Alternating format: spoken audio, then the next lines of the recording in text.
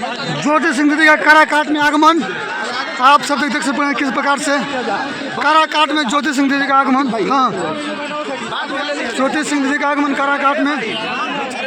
डालमिया नगर cricket ground में ज्योति सिंह दीदी का आगमन हुआ और पब्लिक ये देखिए किस प्रकार से जिस प्रकार से जमावड़ा है यहाँ पर पब्लिक का।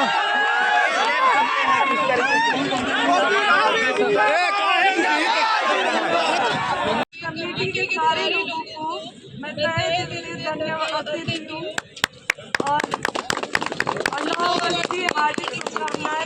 सब लोग हटिए तो शांत में हुई लोगों को भी देखने पब्लिक को भी देखने और आज जो आप लोग मैं आगे उम्मीद करती हूँ कि आप लोग भारत के लिए खेलेंगे और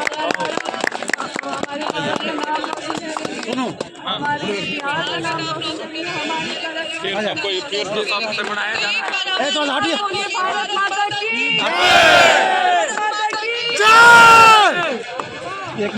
डालमिया नगर में ज्योति सिंह दीदी का आगमन आप सब देख सकते हैं। लोगों को भी देखने दीजिए, सब लोग पीछे हो जाइए।